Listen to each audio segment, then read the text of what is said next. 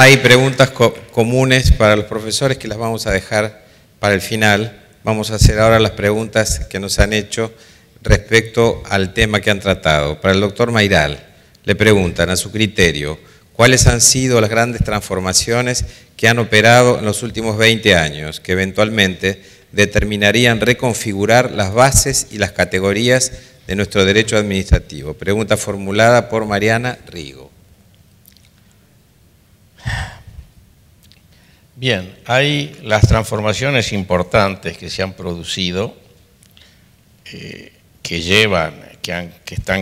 han cambiado nuestro derecho administrativo, y el derecho administrativo es, como alguien dijo, como incluso se dijo hoy, es a la mañana el derecho constitucional concretizado.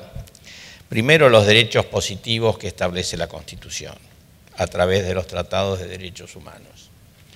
Esto crea un serio problema técnico-jurídico, porque hemos pasado de una constitución operativa a una constitución programática. La mayoría de estos derechos han sido enunciados de una manera programática, pero nuestra constitución era operativa. ¿Qué quiere decir esto? Que obviamente al incluirlos en una constitución operativa, los jueces tienen que poder darlos. En consecuencia, no son ideales, no son programas que se establecen para que el legislador los concrete, sino que le permiten directamente al particular invocarlos ante el juez. Obviamente, si todo el mundo va a solicitar una vivienda digna, los jueces no van a poder dar 3 millones de viviendas dignas, pero en definitiva lo que se está haciendo acá es, se está convirtiendo al juez en el escritor de la ley del presupuesto, porque la ley de presupuesto es el que establece cómo se asignan los recursos, pero el juez puede ir más allá y decir, este recurso tiene que darse a esta familia. En consecuencia, el problema, nosotros hemos tomado tratados de derechos humanos que en realidad nacieron en Europa en épocas que sus constituciones eran de tipo programático, donde los derechos estaban configurados fundamentalmente en las leyes, y los hemos puesto en nuestra Constitución, que como la Constitución norteamericana es de tipo operativo. Eso crea el problema, no de que esté mal toda la asistencia social que se puede dar a los carenciados, pero el problema de ponerlo en la Constitución es que la decisión entonces corresponde al juez, que quizás no es el órgano estatal más calificado para dar esa asistencia o para decir cuándo debe darse. Segundo, la legitimación. Con el tema de la legitimación hemos superado la antigua definición o clasificación tripartita, derecho subjetivo, interés legítimo, interés simple, y ahora prácticamente basta con tener un interés algo diferenciado para poder acceder a la justicia. Lo cual creo que es un avance, y ya toda aquella distinción italiana que se justifica en Italia por la doble jurisdicción basada en la posición del particular afectado, en nuestro derecho ya no tiene sentido. Otro aspecto son las acciones de clase que también se pueden iniciar contra el Estado y implica una posibilidad de una sentencia con efectos que se expanden más allá de las personas físicas o jurídicas que se han presentado ante el tribunal.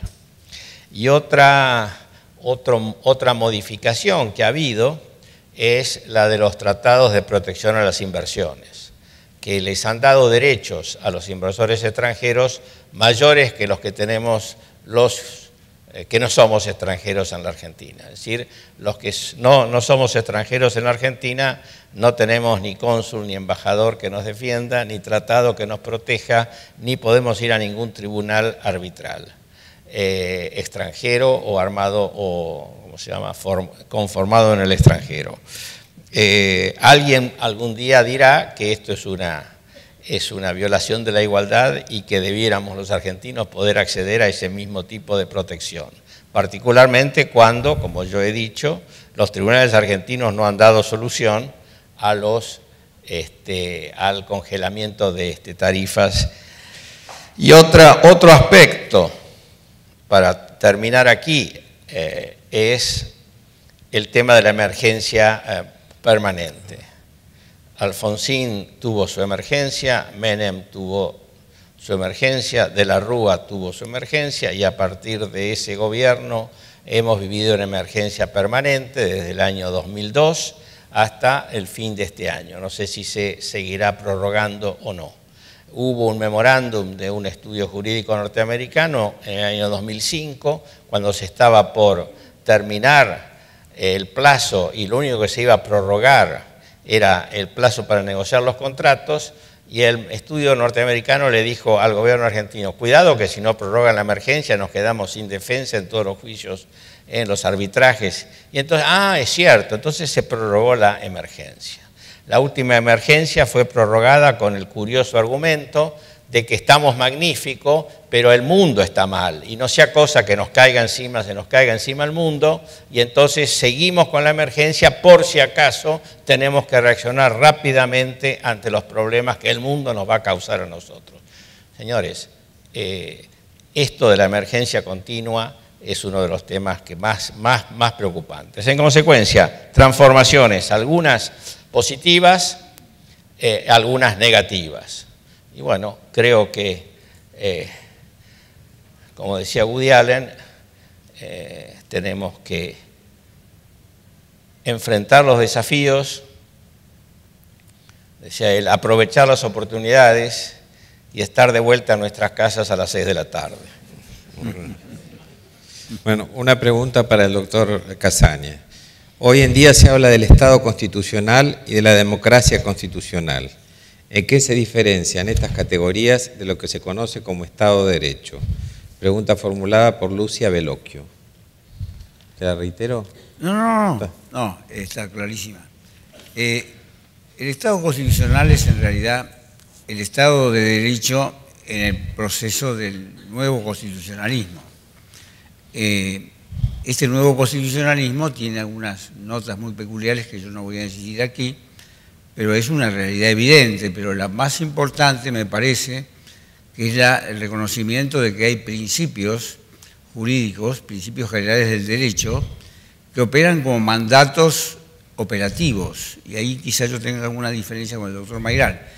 Creo que los principios son mandatos. Ahora, esa operatividad, y la Corte Suprema nuestra lo ha aclarado, me parece que muy bien, en un último fallo de una persona que hizo un juicio contra la Municipalidad de la Ciudad de Buenos Aires, que dijo, en cuanto al derecho a la vivienda digna, que era un derecho de operatividad derivada, en el sentido que necesitaba de la actividad de la Administración para poder dar o establecer las posibilidades, incluso presupuestarias, que tiene la Administración para poderlo cumplir, pero que ello no excluía un control mínimo de razonabilidad por parte de los jueces sobre las medidas que pudiera adoptar la Administración de la Ciudad de Buenos Aires.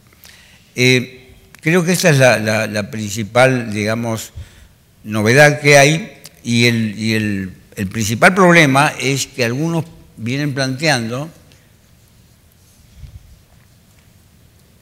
que existen una serie de derechos que son los de la última generación, que tienen prevalencia sobre los derechos anteriores, ¿no? Sobre los derechos clásicos, sobre los derechos individuales. Y me parece que esto es un error, porque los derechos en realidad, o los principios, no pueden tener oposición. Los derechos tienen que armonizarse siempre. Las que puede haber oposición son entre las pretensiones de las partes que invoquen los derechos. Pero decir, por ejemplo, que el derecho a la vivienda digna tiene prevalencia sobre el derecho de propiedad, implicaría que si alguien tiene dos casas y se la ocupa la otra, tendría derecho a quedarse en la casa esa que él tiene para ir a veranear. Bueno, me parece que eso es un disparate jurídico que nos lleva a consecuencias todavía mucho más graves que no me voy a referir aquí. Pero sí, pero creo que esos principios del neoconstitucionalismo, correctamente aplicados, pueden cumplir una función muy útil en el ordenamiento administrativo. Y me refiero fundamentalmente a los principios basados en la dignidad humana, porque ese es el centro de todos los derechos, el principio pro homine, el principio pro libertate y el principio de la tutela judicial efectiva, que en general se interpretan en contra de los individuos y a favor de ciertas organizaciones que esgrimen esos derechos. Es decir, no se hace una interpretación correcta de estos principios, como por ejemplo, tendría que terminarse por aplicación del principio de la tutela judicial efectiva, tendría que terminarse con la regla del agotamiento de la instancia administrativa, por ejemplo, como ha resuelto la Corte Suprema de Costa Rica, por ejemplo. Para el doctor Mayral, desde su perspectiva, la República Argentina va hacia una reforma sustancial de su sistema jurídico-político que determinará una revisión, transformación o vuelta atrás en las cuestiones medulares del derecho administrativo. Pregunta formulada por Marcela Monti. Con todo respeto por la autora de la pregunta, es una de esas preguntas que me da ganas de contestar ni lo uno ni lo otro, sino todo lo contrario. A ver, yo creo que acá el sistema jurídico político en la Argentina está hoy en día en tela de juicio para una elevada proporción de nuestros habitantes. No sé si es mayoritaria, hasta el sábado creía que era mayoritaria, ahora pienso que quizás no es mayoritaria, pero aquí hay un choque entre la democracia plebiscitaria y la democracia republicana. En consecuencia, aquí hay que decidir si tenemos una democracia plebiscitaria como la griega, donde lo que la mayoría dice es ley y no hay protección para las minorías, o una democracia republicana con sus aspectos contramayoritarios que implica frenos y contrapesos para cada uno de los poderes. Yo creo que esa es la principal discusión que hay en la Argentina políticamente hoy. Y me da la sensación que el pueblo se ha dado cuenta de que este tema de la democracia plebiscitaria a dónde lleva, y creo que está recapacitando. Si es así, creo que entonces va a haber que tomar medidas que van más allá de la declaración de inconstitucionalidad de una ley, etcétera, sino replantear la legislación que se ha ido dictando en los últimos tiempos para adecuarla a un sistema republicano, un sistema de frenos y contrapesos. Porque la verdad es que el Poder Ejecutivo se ha convertido en el principal legislador. Legisla cuando él quiere, y esa ley, que es la que establece los efectos de los decretos de necesidad de urgencia, iguales a los de una ley, alguien tendría que declararla inconstitucional o ser derogada. La imprudencia de los constituyentes de 1994, que dejaron que los efectos del decreto de necesidad de urgencia sean establecidos por una ley, en vez de establecerlos ellos mismos, como hace la Constitución italiana, que dice que si no se ratifica en los 60 días, se pierde efecto retroactivamente. Eso fue uno de los grandes pecados de la reforma de 1994. Alguien dirá, yo quiero decir generosamente imprudencia. No creo que fue imprudencia, pero ahí ahora estamos viendo las consecuencias. Una mayoría ocasional del Congreso nos dejó con una ley que hace que el decreto de necesidad de urgencia sea exactamente igual que una ley. Si no se junta la voluntad de las dos cámaras para dejarlo sin efecto, sigue rigiendo, como pasa con cualquier ley, que para ser derogada requiere la conformidad de las dos cámaras. Eso es un disparate jurídico y, sin embargo, es lo que permitió la reforma de 1994. Muy bien. Para el doctor Casañe, ¿qué cambios se podrían introducir en la actual configuración de la responsabilidad del Estado que sean más favorables para el accionante? Pregunta formulada por Richard Huerta. Bueno, me voy a limitar a uno solo, nomás. el reconocimiento de la indemnización en concepto de lucro cesante por revocación de acto administrativo por razones de oportunidad o por simplemente la actividad lícita del Estado. Me parece que eso, y lamentablemente está en el proyecto de reforma del Código Civil. Yo lo he criticado, son varios los que creo que unánimemente todos los administrativistas los han criticado. Me parece que ese es el punto más importante de la reforma sobre la responsabilidad del Estado. Bárbaro. Ahora tengo una serie de preguntas para los dos en común. Empiezo con el doctor Casañe. La primera pregunta común es: ¿consideran que el derecho administrativo actual en nuestro país debe ser reformulado a la luz del sistema internacional de derechos humanos? Pregunta formulada por Nieves Machiavelli. Primero te doy la palabra a ti y después al doctor Mayral. Yo creo que no es necesario. Cada vez que se reformula algo, se lo hace peor aquí en Argentina. De manera que me contento con los principios que, como están en el sistema. Prefiero que lo apliquen los jueces.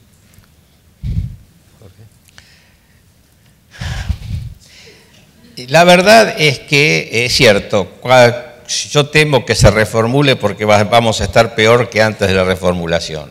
Pero si uno quisiera ser optimista, debiera decir, hay varios aspectos que se pueden corregir y que los tribunales internacionales nos han dejado sin efecto o nos han sancionado como nación por no tomar en cuenta ciertos derechos protegidos por los tratados internacionales. Por ejemplo, la morosidad judicial. El caso Furlan, 13 años para dar una indemnización a un chico, 130.000 pesos que en definitiva al darse en bonos y tener que abonar los honorarios de su abogado quedó reducido a 30.000 pesos.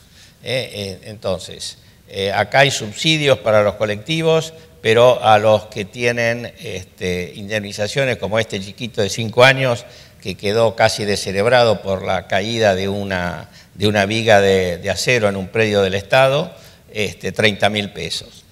Entonces, y 13 años para... Yo creo que todo el tema de la morosidad judicial es un tema que hay que encarar definitivamente. En Europa están diciendo que 6 años es excesivo. Yo con 6 años saltaría de gozo para una sentencia definitiva. Entonces, todo lo que demora... Acá en Estados Unidos dicen time is money, el tiempo es dinero. Acá time is not money.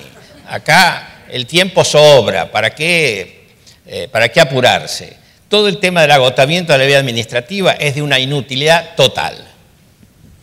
Porque si el Estado, la administración lo quiere mantener, que me diga qué proporción de casos de agotamiento tienen éxito en sede administrativa. Ahora, como vamos a ver que tiene éxito el 0,001%, y esos casos seguramente son el primo del ministro, entonces, señores, esto hay que derogarlo totalmente. Usted inicia la acción y yo creo que hay que darle un plazo más amplio al Estado, y si el Estado se allana, no hay costas. Que sea un sistema así, pero basta de este agotamiento, basta de todos estos plazos enormes al Estado, estas habilitaciones de instancias. En definitiva, uno está 1 año y medio hasta que el Estado contesta la demanda. 1 año y medio que es justamente el plazo que los tratados, algunos tratados de provisión de inversiones dicen, o es lo que usted tiene que esperar antes de poder recurrir al CIADI. Señor, 1 año y medio es lo que el Estado tarda en contestar la demanda en la Argentina. Entonces, el tema de la morosidad judicial, y otro tema es el tema de la caducidad. Que uno pierda un derecho por un plazo de 15 días o de 10 días en algunas provincias, porque es el plazo que hay para el recurso necesario para no consentir el acto administrativo, es un disparate. Sí, yo escribí algo de eso cuando era funcionario público, casi me echan. Sí. Los plazos de caducidad, y eso lo dijo creo que Santa María de Paredes en España, son para los intereses, no para los derechos. Y observen ustedes como nosotros en la Argentina los plazos de caducidad son para los derechos y no para los intereses, porque los derechos le notifican y entonces corre el plazo, y los intereses generalmente son los afectados por un reglamento que se publica y no corre ningún plazo. Entonces estamos al revés totalmente de la situación correcta. Los plazos de caducidad son para los intereses y debieran ser desde que se publica y ser un plazo más amplio, no necesita ser solamente de 15 días, pero porque en esos casos la expansión del mundo de los posibles afectados obliga a concentrar en el tiempo. Y son temas de seguridad jurídica. En cambio, en el derecho subjetivo no hay ninguna seguridad jurídica, es el individuo frente al Estado. Que a un empleado del Banco Nación le nieguen el derecho a un sobresueldo porque no impugnó la negativa en 15 días, señor, eso es un disparate acá y en todas partes del mundo. Entonces, plazos de caducidad que afectan derechos y morosidad judicial y todos los mecanismos con los cuales la administración consigue demorar las sentencias y su cumplimiento, esos son los aspectos que hay que corregir. Muy bien. Juan Carlos, el fallo Rizzo, que declara inconstitucional la reforma del Consejo de la Magistratura, ¿constituye un afianzamiento o un debilitamiento del sistema democrático y republicano de gobierno? Pregunta hecha por Paola Grosso. No, es un afianzamiento clarísimo, ¿no?, del sistema republicano, porque esa modificación nos llevaba realmente a un sistema contrario al Estado de Derecho, de manera que yo creo que eso se ha escrito demasiado y no puedo agregar mucho más en ese momento. Está bien. Yo coincido y nuevamente, los que lo ven mal son los que quieren la democracia plebiscitaria. Bueno, habrá que cambiar la Constitución en ese caso, es la única forma, o si no, seguir como hasta ahora, que está pero no se cumple, ¿no? Desde la época de la colonia se obedece pero no se cumple, estamos lo mismo con la Constitución. Se obedece pero no se cumple. Está bien. Juan Carlos, habiendo transcurrido varios años de la famosa polémica que ambos han mantenido en relación a los contratos administrativos, A, ¿consideran que la esencia de ese debate ha perdido vigencia? B, ¿por qué piensan que en nuestro país resulta complejo sostener un sistema de contratación pública equilibrado? Pregunta formulada por un enemigo, Federico Fernández. ¿Un enemigo de quién? No sé. Sí. ¿Será tuyo o mío? Bueno, no importa. Yo creo que en los últimos tiempos las posiciones nuestras, en vez de separarse más, se han ido acercando. ¿Por qué? Porque ha habido un exceso en la regulación de la teoría del contrato administrativo, después de los artículos de Mayral, precisamente, porque se han aprovechado para pescar todo la crítica y cerrar las pocas posibilidades que había para hacer una interpretación razonable.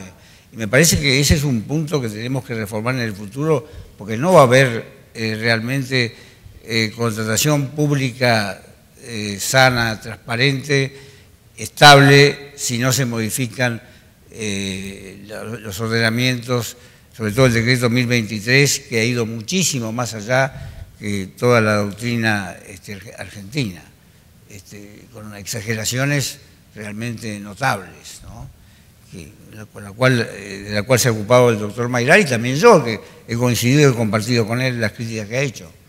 De manera que me parece que eso es un aspecto que hay que modificarlo y hay que reducir, acotar el alcance, la extensión de la figura del contrato administrativo a su justa medida. No puede ser que todo lo que haga la administración sea contrato administrativo.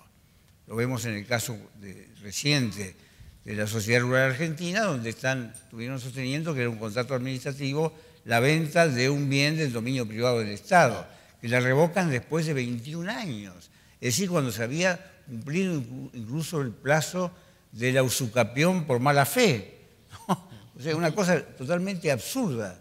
Y la revocan precisamente por el conocimiento del vicio que dicen que debió haber tenido. Sí. Bueno. ¿Sí? Bien, yo pienso también que el decreto 1023 es uno de los grandes disparates jurídicos producido por esta idolatría del Estado. El Estado es bueno, el Estado da, el Estado quita, bendito sea el nombre del Estado. Señores, nosotros idolatramos al Estado porque violamos la ley continuamente. Los anglosajones lo tienen siempre de gran desconfianza hacia el Estado, pero la ley la cumplen. Me da la sensación que tendríamos que seguir más el modelo anglosajón.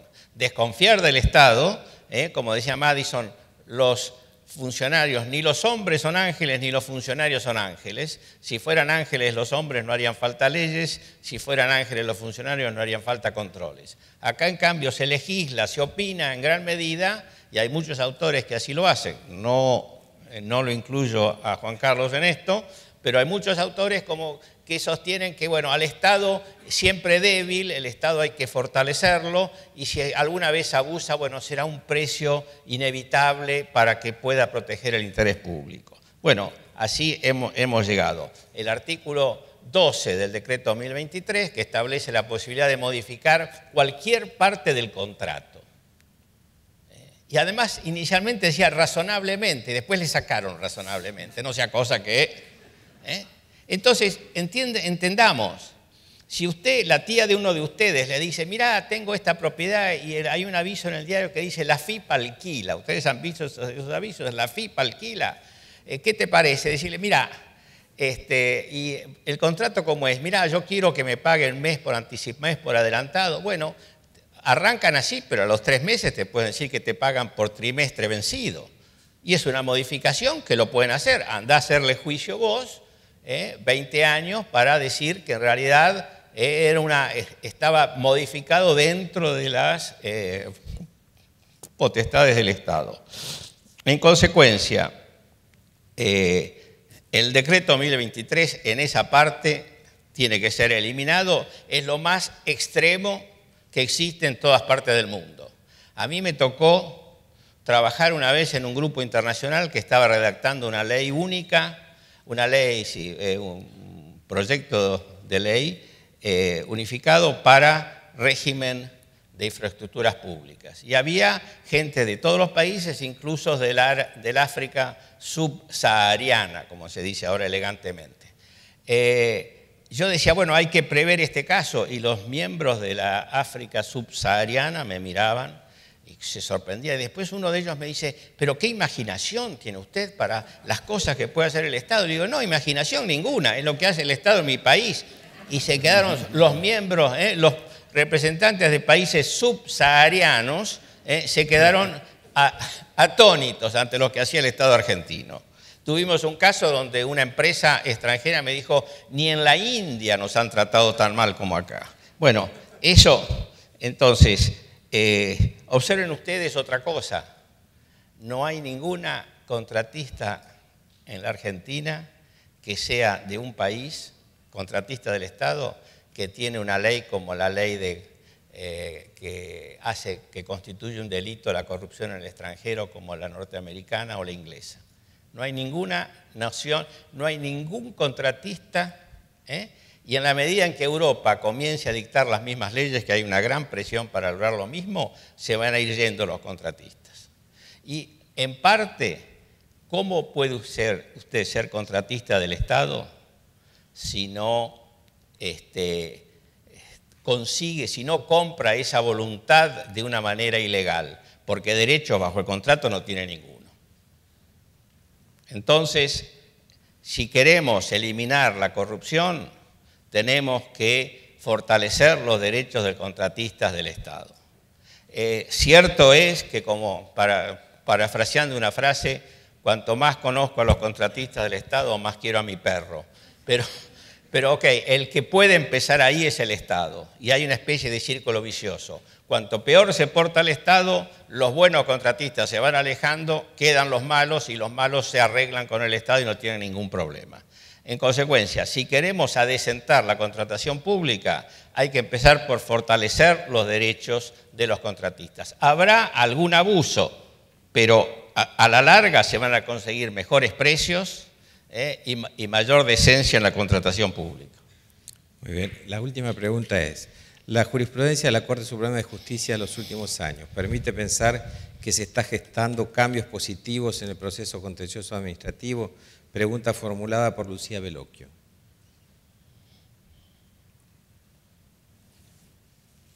Para ti. Claro.